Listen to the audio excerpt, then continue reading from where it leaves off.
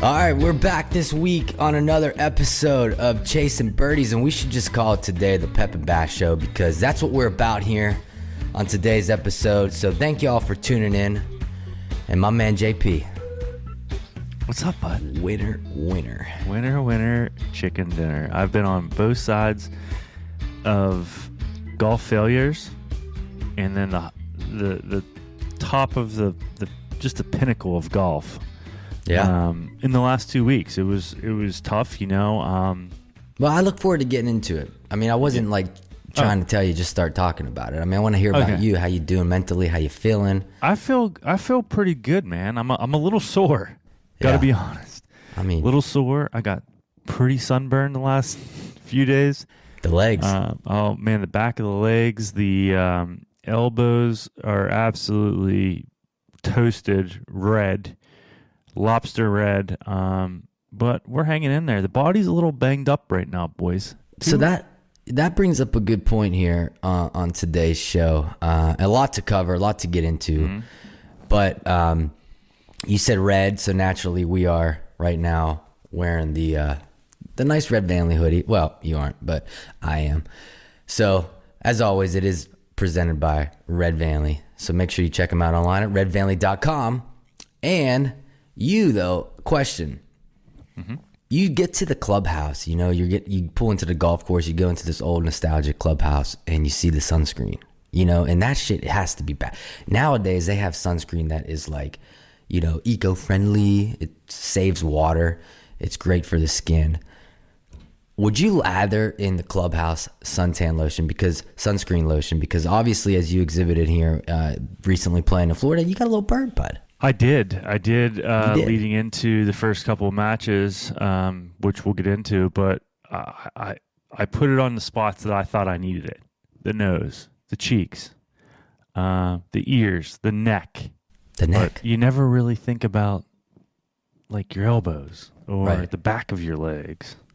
But I guess that's part of being an adult, right? Like to think of those things.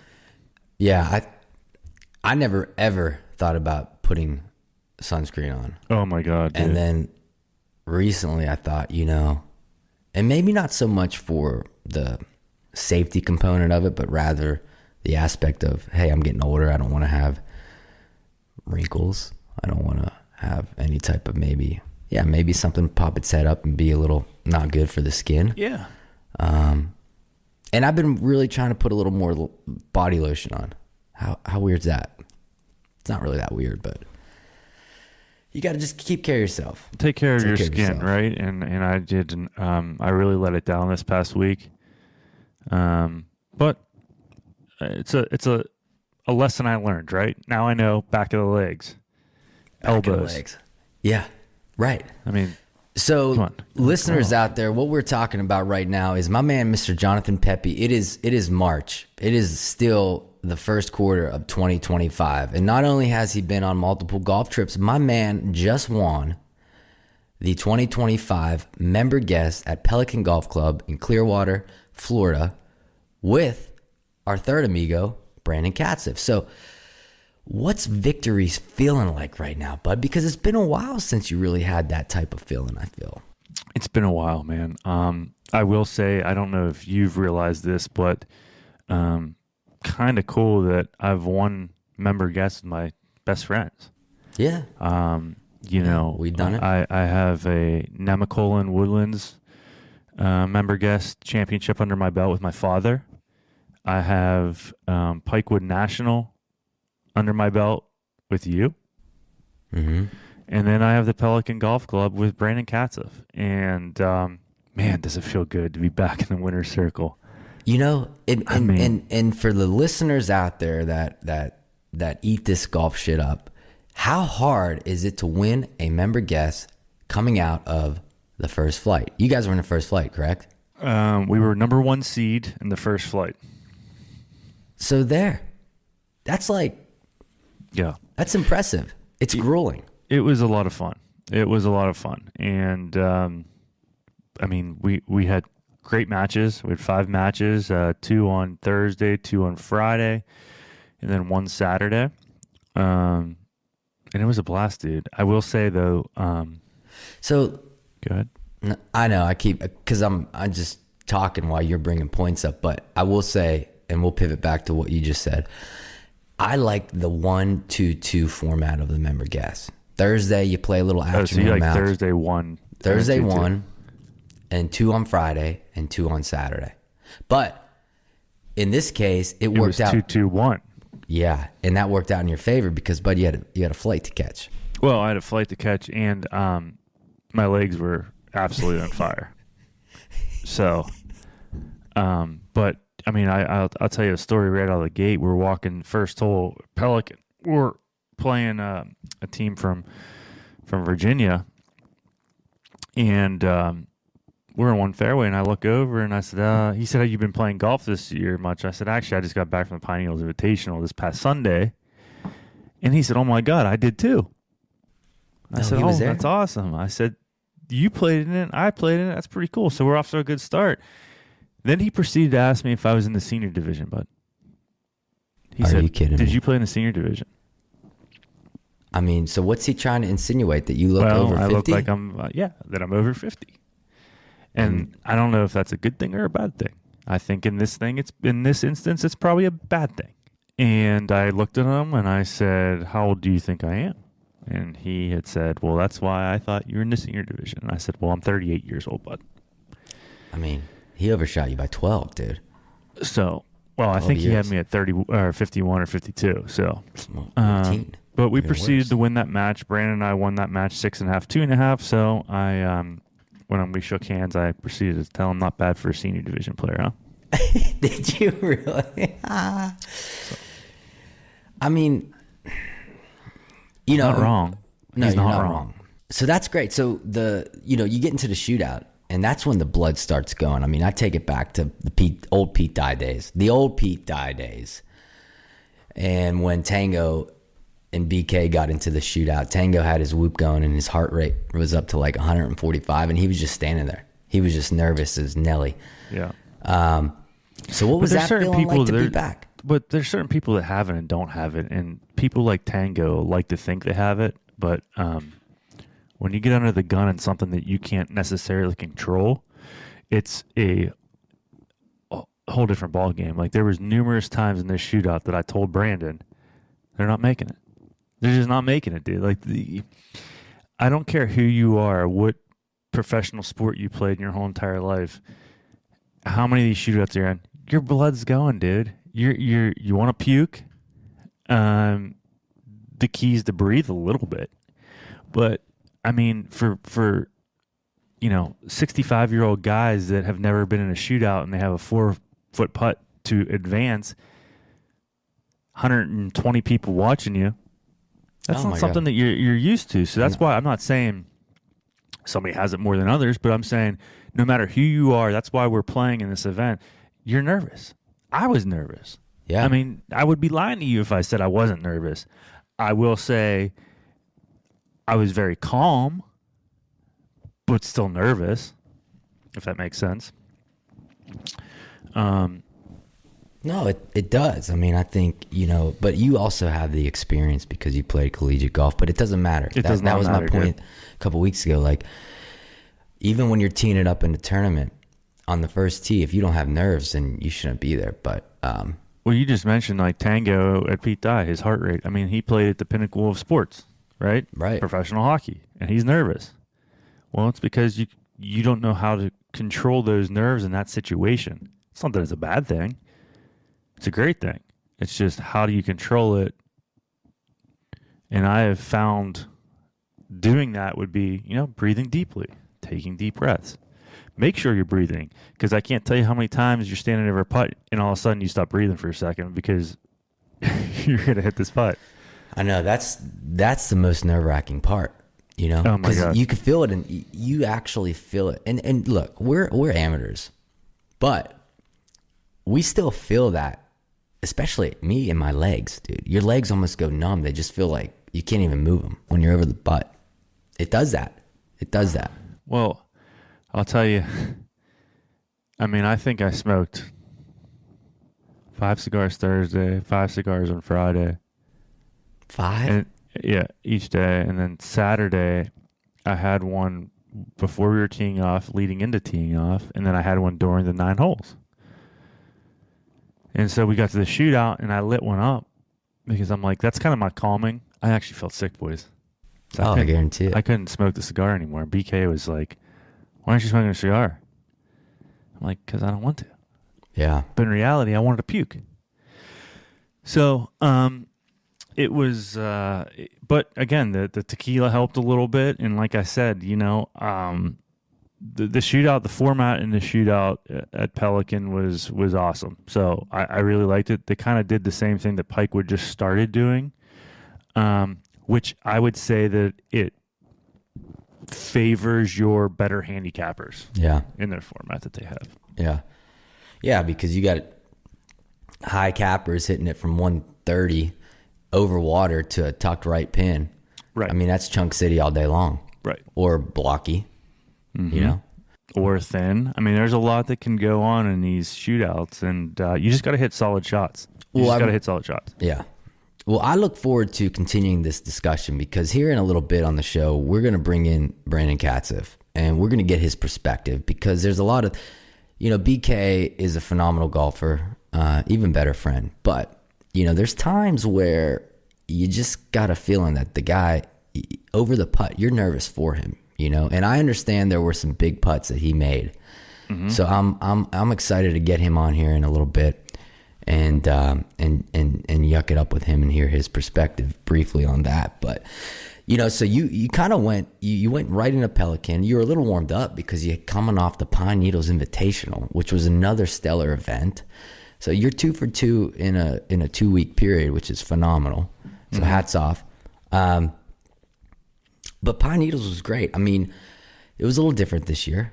A little different. We were, we were down one soldier, but we had another soldier fill in temporarily.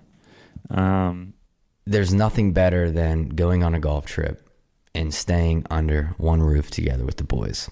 I mean, because then the camaraderie continues through the night, and you want to go to bed at 9:00, which is pretty much par for our course. Mm-hmm. You can. You gotta get a nice dinner. You come back, watch a little college hoops. I was on a heater there, rooting for Texas State with my boy IP. A couple weeks ago, and we played some G, but I did not play that well. Not that you asked me how I just played, but I am just telling you, frankly, I did not. It was putting, dude. It was putting. It was very difficult.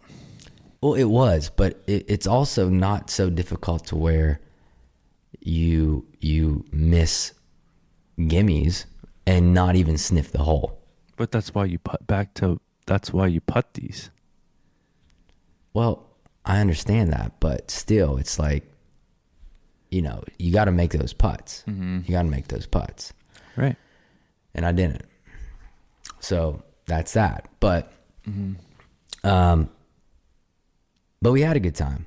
Did you end up ordering? I know one night we were indulging in beverages and everything else.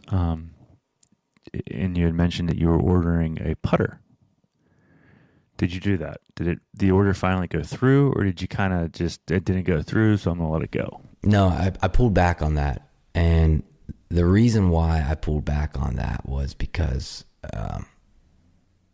what you said. You said, buddy, you were putting good with that putter. Like, yeah, why would you? Just because you putt 3 rounds bad, bud. Why are you going to give up on it? But here's the deal. We went over to Pinehurst, and we played the 18-hole mini putt-putt course, which was, just ass-kicking all over. But one of the things that I always did with my putting, up until I got these new Bettinardi's, one of the things that I've always done when I putted extremely well, I was a forward presser.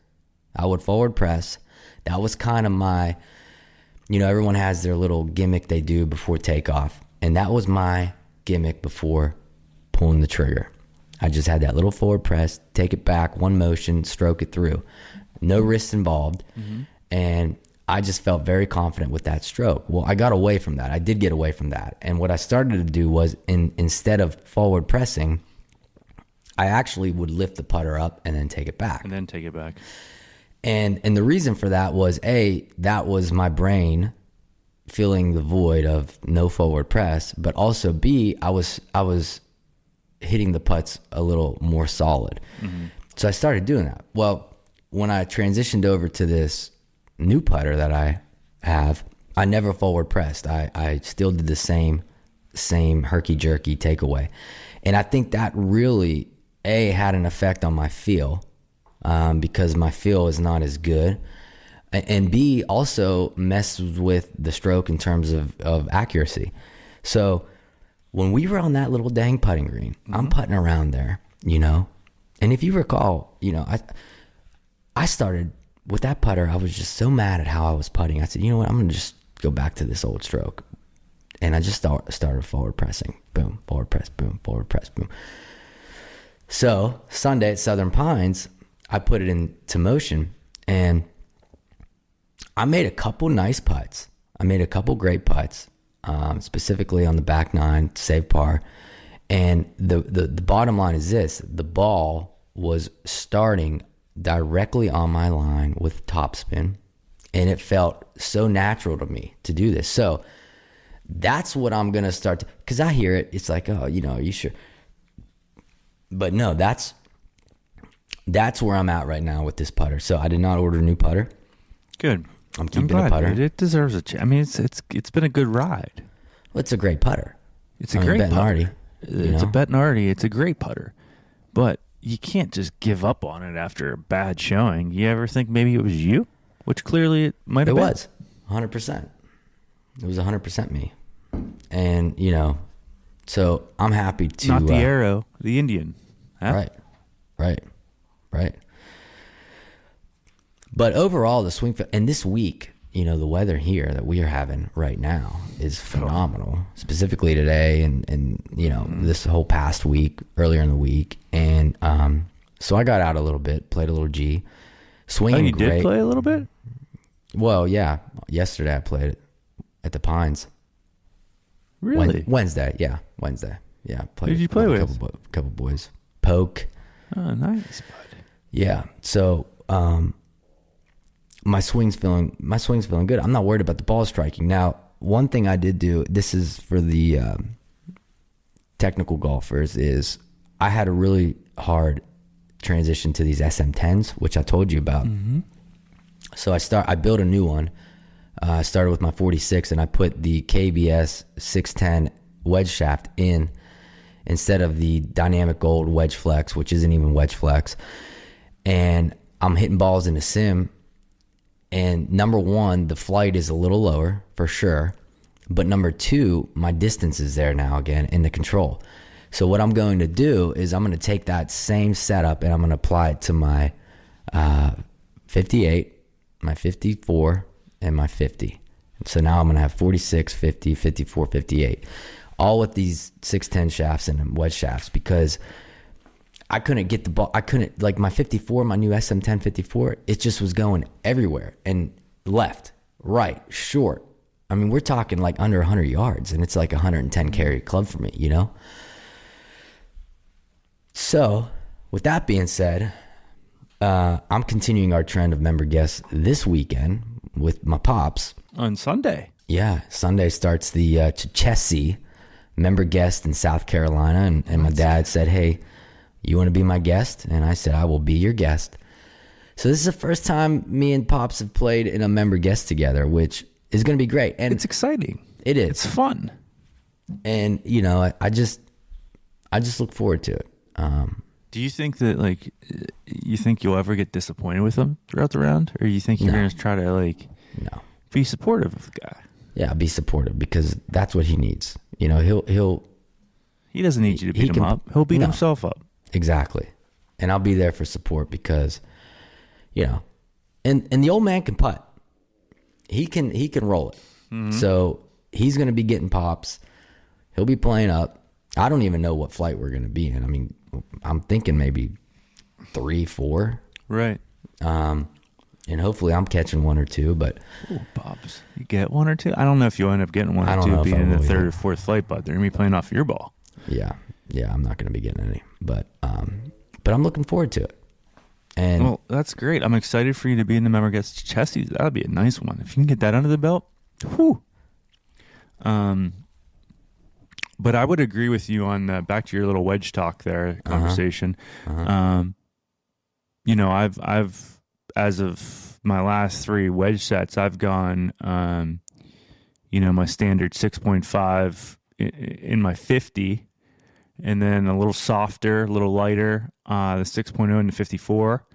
And then in my 60, I'm actually using the S400, which is really soft and light, and did that 60. You should have saw some of the wedge shots I hit with that 60 in a couple of these matches, bud, down there. Oh. I mean, you got that thing, you opened that thing wide open. Wide open, dude. There was one, Brandon even told me, he said, I'm so proud of you because I got up and down, boys. It was dead. And he told me he was so proud of me. It made my heart a little warm. Well, you do. I mean, you know, and that's one thing you do well with that club, dude, is you get that little thing up. It sits on a dime. It sits on a dime. How's it feeling with the new Pro V? I love it, dude. I love the new Pro V. On Thursday, we had 30-mile-an-hour winds, and I will tell you, I noticed. That was the day at the Bay Hill where it was like most cumulative score by PGA Tour players, like 180 over par. And it was 30 miles an hour where we were. And I will tell you that Pro V1 downwind never like went up on me, if that makes sense for people that understand the golf ball. Like it can get too spinny and get caught up in the wind and just sail. Never did that on me. And into the wind, now if you hit it solid or it's going to hold its line, but even some of my miss hits, it still held its line. Now, there were a couple that were really bad miss hits that really went, but for the most part, that ball, so good. How you feeling about your driver? Happy. Yeah. Happy. Yeah. Yeah. I think did it's it really well. So yeah, it's noticeable. I mean, that ball is noticeable. I think more like you just said, in the wind. 100%. Yeah, for into the wind, and dude, around the greens. Yeah, those things are. I love that. So thank you, Eric Childers. We appreciate it, bud. You hooked it up. We appreciate you. I wonder if Titleist will use my image for one of their ads, whatever. You know, because when you win events, they put you up on their. Yeah, media. I mean, you're forever ingrained in the Pelican Golf Club, and the best part is my man BK just joined within the last 6 months. So this is like a rookie initiation. This is not a great look for him. But hey, we played our tail off. I'll tell you that. It wasn't, and that's the crazy thing. It's not like we made a ton of birdies. We didn't make a ton of birdies. Literally, we did not. I mean, I made. Maybe in 5 matches, I didn't have a birdie the first day. Second day, I think I had 2 in 18 holes. And then the third day in 9 holes, I had 2. So I had 4 birdies in 5 matches. It's not like we tore it up. It's just we played really solid, and we did not make a bunch of mistakes that could have been made that were made by other people, if that makes sense. Yeah. But our birdies were at timely fashions, and we'll get into that. Yeah. Yeah, no, I mean, you gotta ham and egg it, man, in these events. You gotta ham and egg it. And it sounds like that's what you guys did. So I want to get B-Cats on here and hear his perspective. So we'll allow him to enter the chat as soon as he can, which is great. But the thing, man, it was exciting. It was fun. The shootout was exciting. I mean, there was a lot that happened. You know, BK made a 2.5-foot putt to advance us, and then it came down to a 2.5-foot putt to win. And so we'll get into that. Yeah, when he joins us, we'll figures this out. We'll chat about it. The PGA Tour event was a great watch. I mean, seeing Russell Henley get that thing done. I thought Morikawa was going to do it. I really did. But man, it was great. Oh, here we are. There he is. Look at him smiling. Why not, right? Nice hat, Pep. I should have had the sport coat on, bud. That would have been a nice touch of that hat. How come I can't see Bash? Well, yeah, my It's like we're not I'm supposed to having say technical. that, but thank you. Oh, sorry. Well, yeah. we Another question. wanted to try this out, BK. Congratulations. The man, the myth, the legend is here on Chasing Birdies right now. And dude, what it's like, what's the feeling right now, bud? This is a big deal, especially 6 months into your membership. Yeah, I hope. That was the joke. That was the joke around the club, is that I hope that I enjoyed it, because it would be my first and my last since the newbie got in, and Pepe and I were able to be victorious. Well, I got to ask you, because all of our friends that listen, I mentioned earlier on the show that you're a phenomenal golfer, even better person. Oh, but that's nice, though. I heard some chit chatting that a lot of people were a little nervy about you with this 2.5 footer you had to make. You had to make it. I mean, and you made it. I did. But I did. what were you feeling? I mean, a little nervy? Of course, obviously you get the nerves going. We putted well all week. That's what Jonathan and I were talking about. We had a flight home afterwards, so we got to recap the weekend. And Southwest. Yeah, of course, little Chick-fil-A for the champions dinner. But the greens were so good. Batch, you were there in January, but they were on another level from then. You just hit your line and made the stroke. And honestly, we didn't miss any short putts all week, so we had the confidence going in, and we felt like the format, being in the first flight, sometimes you don't even get to, with strokes and things like that, you don't even get a chance to putt. So with the format, we were really excited about it. So, and I was excited that I did make the putt too. So I think everyone was. Yeah, I mean, the shootout it favored us, I would say. Not us, but it favors the better handicappers. Anybody that's hitting from 170, I think they said like 0 to 6 handicap, 1 to 170, and then 150, and then 130, where your handicap fell. And it was all over water, tucked right pin. So I was first to hit, and 7-iron. It was like a cross downwind 7-iron to like 20 feet, and then BK almost made the darn thing. So I had a little tap in, and then we advanced, and BK said, "You think 7-iron?" And I said, "Yeah, I think that's what I just hit." And thank God he did not hit it good, because that ball might still be bouncing down the highway somewhere over the clubhouse. Yeah, I would hit DA on the back porch. And he hit it a little heavy. And we were all yelling, "Go, go," because it did. It looked like it was just going to land 10 feet short of the ledge of the water. We thought it was going to be in the water. A lot of people did. And dude, for whatever reason, this thing carried, and it hit right on this knob, and it just bounced. And people started going nuts. Well, here it almost went in. Yeah. No way. It went over Natalie the said it was lip. It went trash. over the lip. She said they thought it was in, which would have been sick. It went over the lip. So how far did it roll out? Like 15 feet. Okay. Rolled out 15 feet because the wind was going that way too. So Right. It was like. So then I had a putt. It was a big snapper, right to left, and I just wanted to mosey it down there because nobody was making a 2. And I kept saying that. Nobody's making a 2. Nobody is. I mean, 4-foot putt in that, you're not making it. You're just not. And I hit it like, sure as shit, I hit it 2.5 feet by it. I'm like so disappointed. Oh, here we go. And I could tell BK was thinking about it a little bit. And I'm like, you know what? Our caddy was great, dude. He was like, listen, you've made these all week. You're good. Our caddy was great. He had 2 names for whatever reason. John and Chase, I think, right? Chaz, but yeah. Chaz. And you spent 3 days with the guy. Chaz, well, he had John on his bib, but he wanted us to call him Chaz. Like, so BK got up there. I closed my eyes. I looked at the crowd, closed my eyes. DA closed his eyes, we found out. Yeah. And I heard the ball hit the bottom of the cup, bud. Oh, so you closed the eyes and DA was there. That's phenomenal.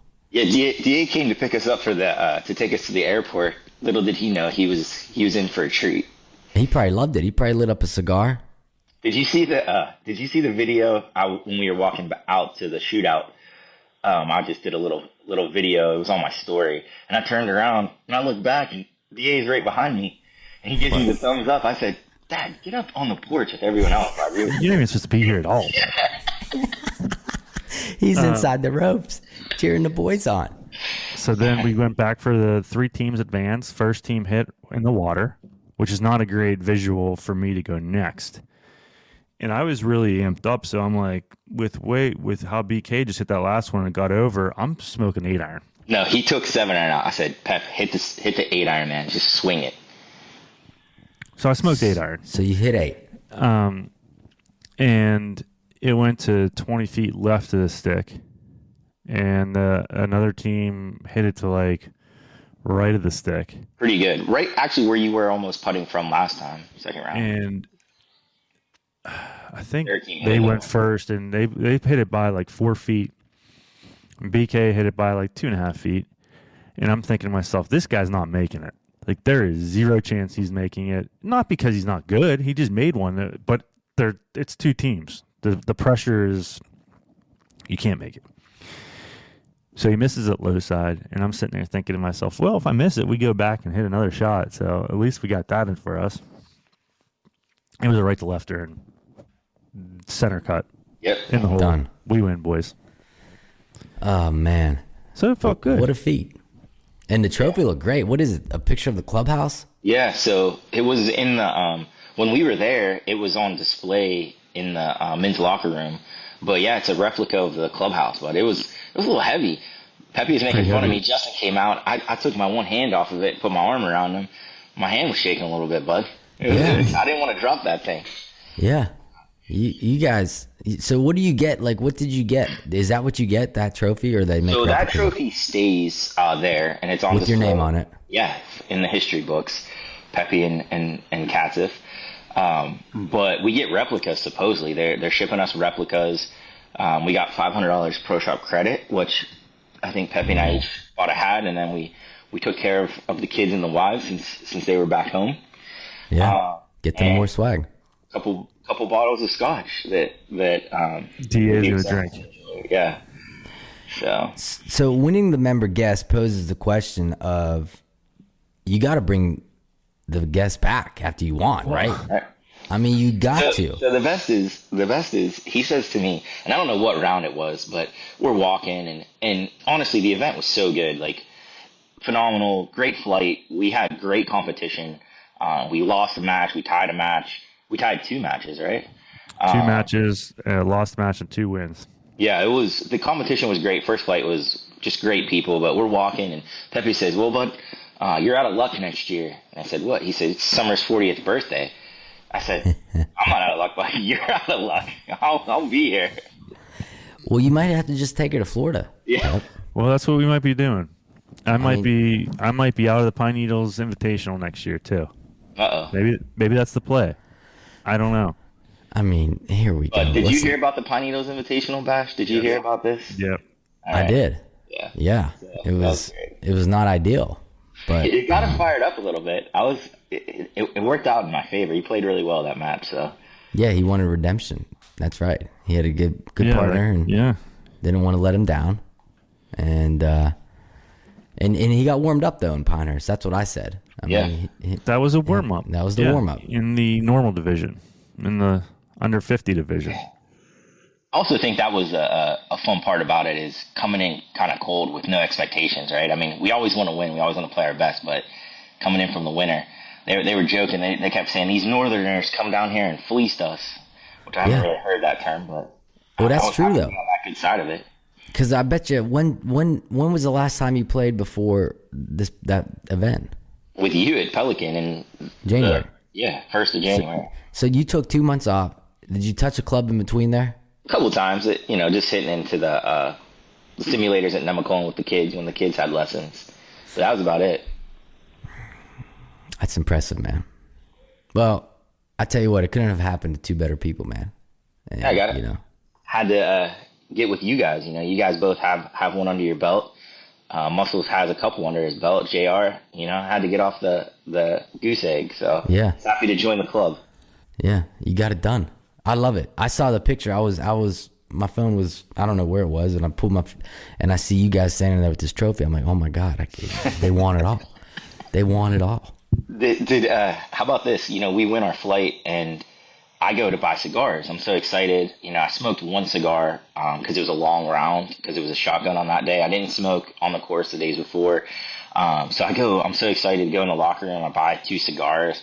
I come out to find Pepe. I'm like, dude, I got you this cigar. Like, let's smoke it for the shootout. He's like, no. Yeah. And I'm like, couldn't do it. Did he tell you this? Couldn't do it. I couldn't do it. He couldn't do it. I couldn't stomach it. I didn't want to stomach it. I smoked enough, and I felt like if I smoked that one, I would have puked.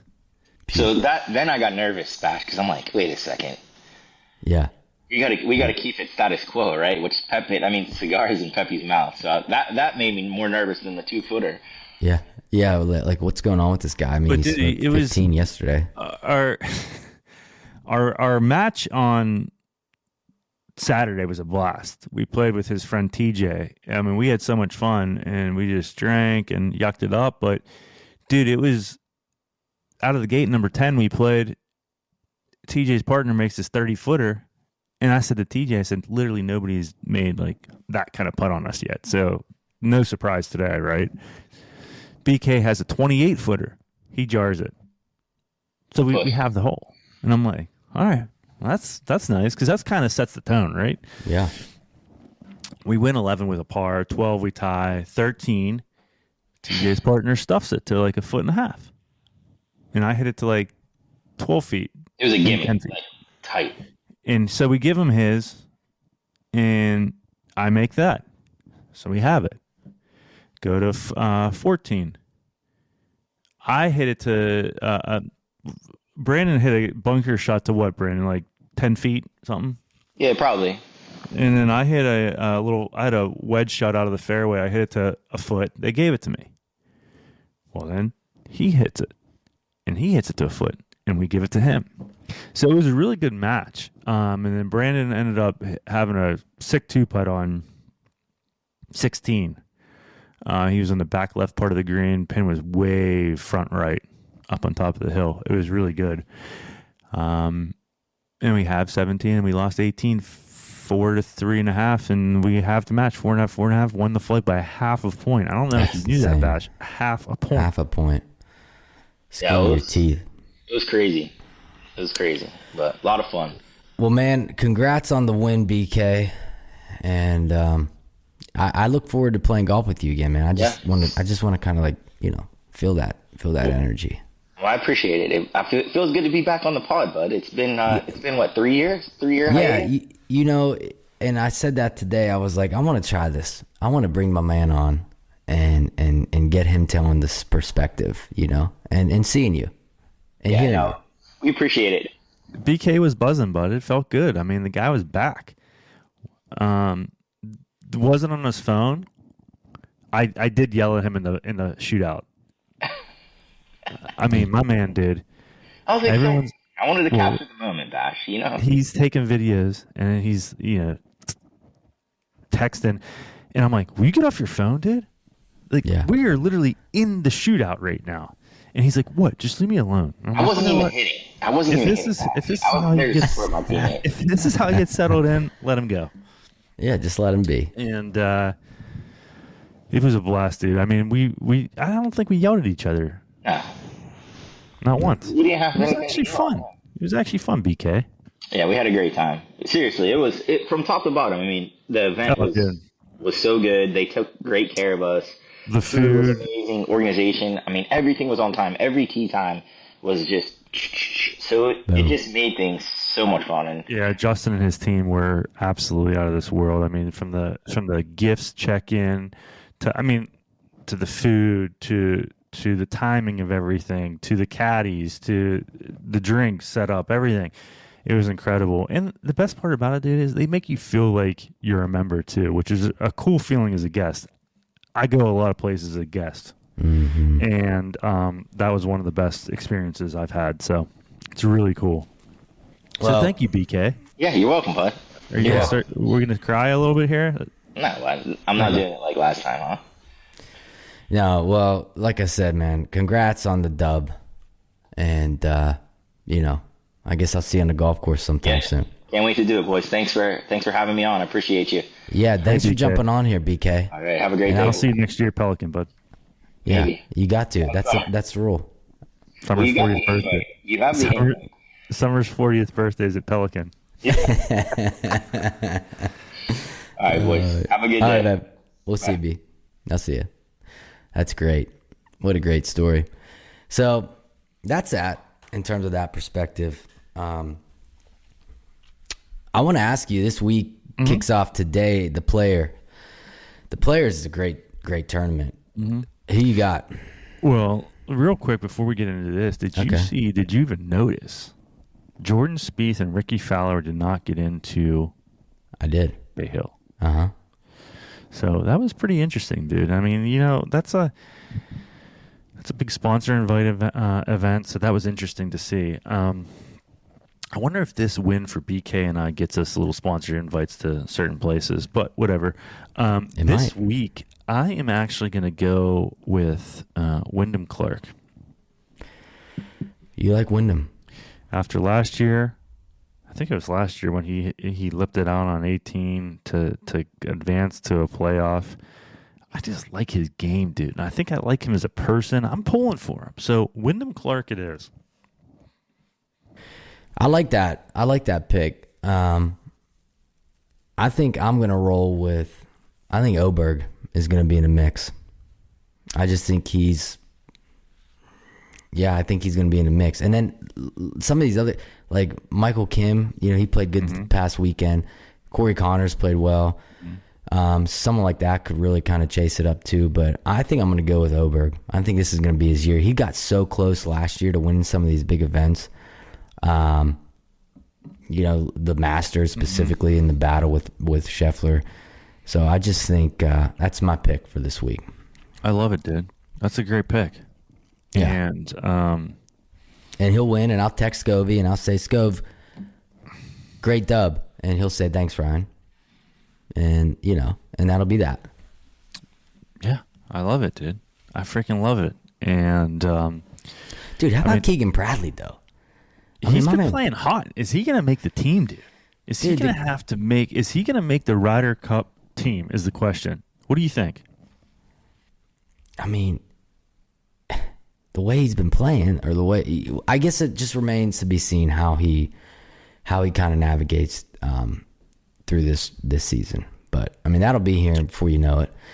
But it had a hell of a round on Sunday. I think he shot 64. Had a chance to shoot 63. Climbing up that leaderboard. Yeah, dude, Bradley's he's a stud. Yeah. And I think he brings an energy to it. Well, he's passionate. He loves America. Not that they don't, but he's passionate about America. He loves it, dude. He gets really into it. And he's kind of been doubted his whole career, which is, I think, gives him that little bit of want. Yeah. A lot of those guys haven't been doubted their whole career. They're just kind of expected to do well type thing. So, question for you is, I doubt you're keeping track of it, but I know that you got a skin at the Pine Needles Invitational. What was it? How much was it? I think it was 320, and it was on number 4, Pine Needles, which is, kind of well, yeah, but it's kind of surprising because I hit like wedge in there. So yeah, but a lot of people hit that false front or airmail it. So that's a great skinny there, bud. So my question to you is, I know that this was talked about in the first episode of the year, and we're going to keep track of our birdies for the year. So have you been doing that? I thought about this after Pine Needles, and I think that I have to go through to really give you an answer of where I'm at for the birdie count for the year, which I can do, because I know that in the practice round I had, I believe off the top of my head, 4 birdies in that round. Now, first day in the Invitational, I made 1 birdie, number 2. And outside of that, third day, Mid Pines, I didn't make any birdies. And day 4 at Southern Pines, I made 1 birdie. which doesn't really count because it was alternate shot. So I think the fair. We need birdies of what you've done. So 4, so 10. I'm at 10 because I was at 6. Okay, so I do have a few more rounds on you. That's okay. But you're gonna have a few more on. We might be matched up after your member guest this week at Chasin. I'm at 19 for the year, so I have 19 birdies for the year. Okay, so you're tracking this. I like it. Well, I just keep it in my phone, and after the round, I just add. Yeah, I think it's one. I think it's a good exercise. Everybody should do it. I think everybody. And I have 0 eagles. Don't know if you have any eagles. No, I don't have any eagles. I don't. So no, I don't have a look. But with that being said, guys, I mean, this weekend is going to be beautiful, and I think that I might be dabbling on Saturday with my son Parker, 9 holes at the wonderful Nemacolin Resort. So make sure you go to nemacolin.com, check them out. It's starting to get nice here, and you know what that means? Good golf, good drinks, nice pools. They've got it all at Nemacolin. So make sure you go to nemacolin.com, tell them we sent you over there, and make your reservation for this spring or summer. Yeah, great spot. And I've been up there hitting it up a little bit, man, with the TrackMan. So definitely check it out. And hopefully you guys are going to be tuning in this weekend to the Players Championship, which is just a great event. And outside of that, NFL free agency is officially kicked off at this point, which is a lot of big moves. I mean, the Steelers doing this big deal with DK Metcalf. That came out of left field, but not really. Well, I'm here for it. That's great, dude. It's a great signing. Don't have a freaking quarterback to throw him the ball. So, fantastic signing. But who is getting him the ball? We don't know that.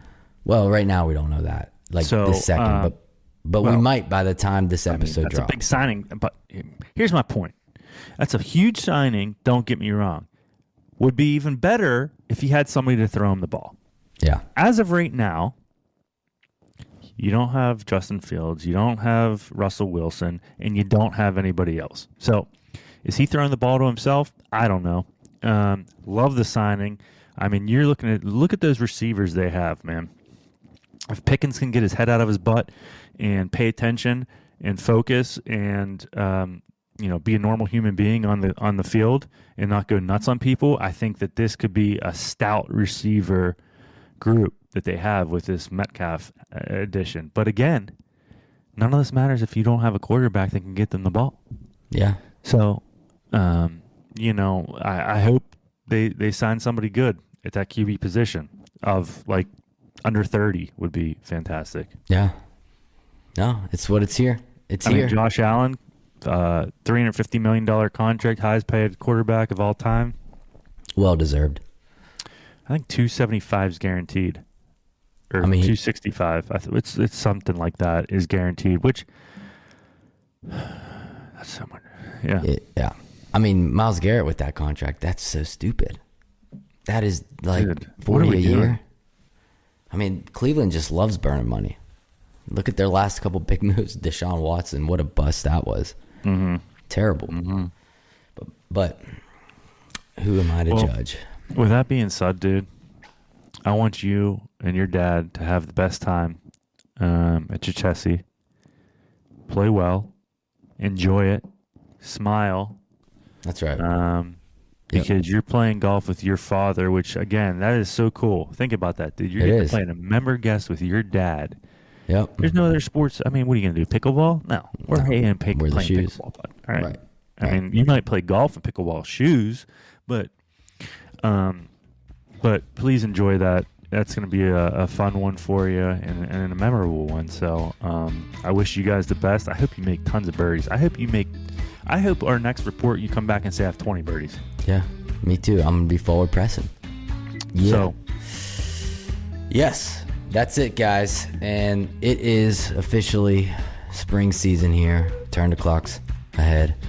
And we are staring down Golfer's Alley. So, as always, We appreciate you listening to this week's episode of Chasin' Birdies. And thank you to Allie, Emily, Evo over at Simpler Media for putting this thing together. Jacqueline DiPaterio, Rachel London for all your social media help.